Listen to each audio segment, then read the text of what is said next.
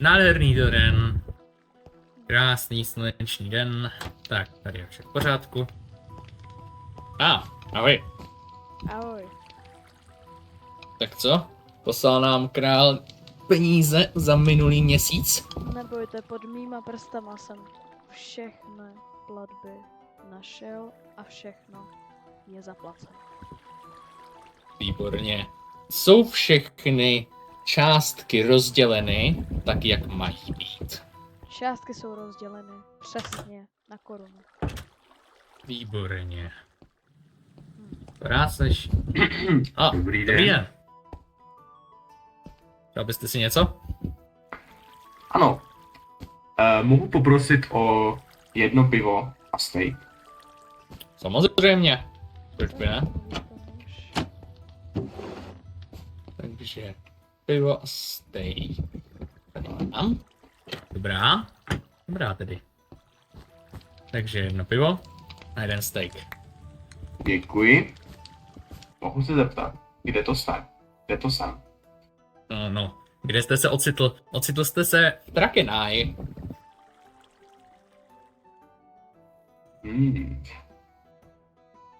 Zajímavé. Jedná se o velmi pozoruhodnou zemi, ovšem s trochu temnou historií. Tak to přidejte.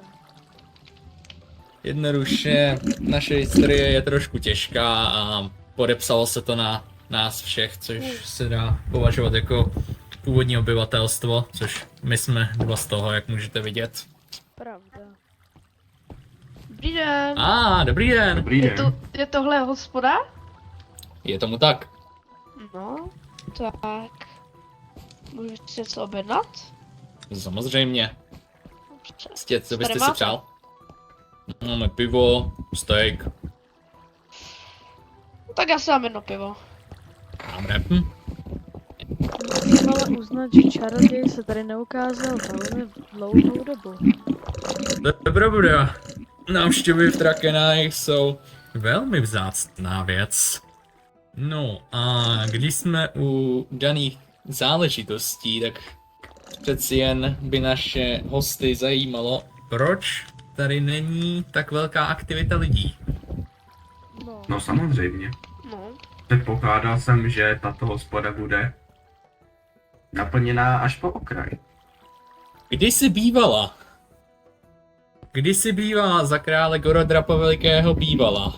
To tady celá říše rozkvétala, ale po jeho tragické smrti převzal vládu král Goro a všechno začalo upadat. Všechno dočista. no, mně se nezdá, že to docela upadá. Je tady dost lidí. Ale jako na ulicích jich moc není, no. Jsou tady jenom ti, kteří si to mohou dovolit. Takže nový král je drahý, když to řeknu takhle. No, jedná se o velice bohatého muže. Přesně. A jestli se mohu zeptat, tak co se stalo s předešlým králem? Král Goro tragicky zemřel na honu, pokud se nepletu. Zde se ještě dobře pamatuji. Ano, máte to správně. Zemřel tragicky na honu, spadl z koně a zlomil si vás. A ten nový král, to je jeho syn? Nebo... Ano, jedná se o jeho syna. Bylo na něho započato velmi misí a měli ho zabít. Bohužel ani jedna nevyšla. Ano.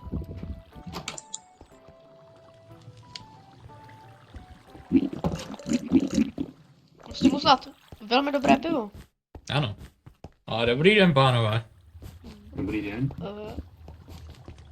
Zajímavé muži. Klidu, nechte na mě. Tak, objednali byste si něco? Jo. Dobře. Jedno pivo, prosím, jedno. Jedno pivo a pro vás? Taky poprosím. Moment. Znám se od někud? Já jsem v životě neviděl. No dobře. A přece jen si myslím, že se známe. No, Ale to je tím, že já znám spoustu lidí, takže z toho si nic nedělejte. Po co? bomba, vole. O toho se postarej. Ty víš, co děláš. Mazej. Nebojte. Splní. Zde vracím skleničku. No, Delikatesní. Splní musí být rychlá. je něco, co jsi dělal?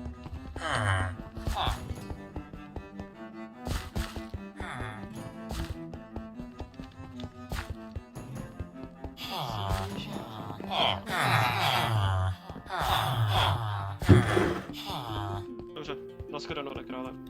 Naschledanou. Dobrý den. Dobrý den. Dobrý den. Dobrý den. Dobrý den, pane králi. Váš Dobrý den. vřelý přítel vám píše dopis. Ukáž. Drahí příteli, v naší milované Trankenáji se objevili cizinci. Jedná se o čaroděje, elfa a 2 záhadné rytíře. Nejspíše naši staří známí. Děkuji. Děkuji. Mám právo odejít. Ano. Děkuji, králi. Rytíři. Vím, kdo mi tento dopis poslal a... Tak, já se taky přisednu. Pokud tady je místo. Jo. Takže já jsem čaroděj Lukáš. Přišel jsem To je doručeno. z Jo, dobře. Dobrý. daleka. Přišel jsem poté do vesnice a ve vesnici mě nějaký muži poslali tímto směrem, že by jsem tady mohl být prý k užitku. Chápete si něco? Iči.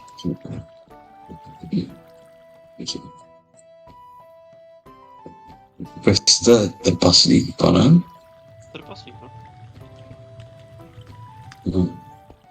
Jste menšího vzrůstu, tak... A vy teďka nějak nacházíte tuto zemi, nebo... Jo, pracuji pro pana krále. Tak to nic. Pracujete pro krále? Ano. Kdo jste chcete? No, my jsme cestovatele. Dodavatele? Jo. Jsi jistý? Mhm. Co tady děláte v této zemi? Já jsem přišel kupovat krále, tak Co to bylo? pro ně má Mhm. Dobrý den. Dobrý den, pane O, králi. pane králi, dobrý den. Dobrý den. Dobrý den. Dobrý den. Přišel mi váš dopis. To jsou ti cizinci? Ano, Vítejte u nás v království, doufám, že se vám to bude líbit. Určitě se tu usaď. Máme superovou armádu, takže Superová armáda. kdybyste se chtěli, Pane, můžu tak si se do ní kdykoliv můžete přidat. Samozřejmě naše ekonomika je velmi vyspělá, Určitě. máme hodně peněz. Máme vyspělá, hodně peněz. Máme, já říkám, máme velmi peněz. Hodně, pivo máme steak, velmi tak co peněz. chcete? pivo. Mám pocit, že vy vám někoho připomínáte. No, já takové, my máme teďka už na více. Ještě jedno pivo. Jo.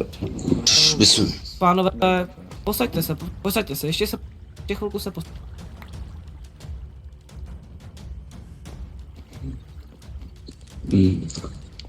Jak říkám, máme velikou armádu, Velikou hodně armádu, peněz. máme hodně peněz. No, jenom je to furse. takže určitě si to u nás užijete a Užijete. Tak počkat, to sám. jistě se budete mít velmi dobře Velmi, a velmi. kdybyste chtěli... A jak říkám, kdybyste chtěli, tak hele, kdybyste chtěli, tak vám můžeme dát i nějaké obydlí zdarma, jelikož Prostě jak jsme postavili... Velmi výhodné. Už buď ticho! A nepleť se mi pořád do řeči! Asi správný čas. Asi jo. Jdeme. Zdraví, pokojte.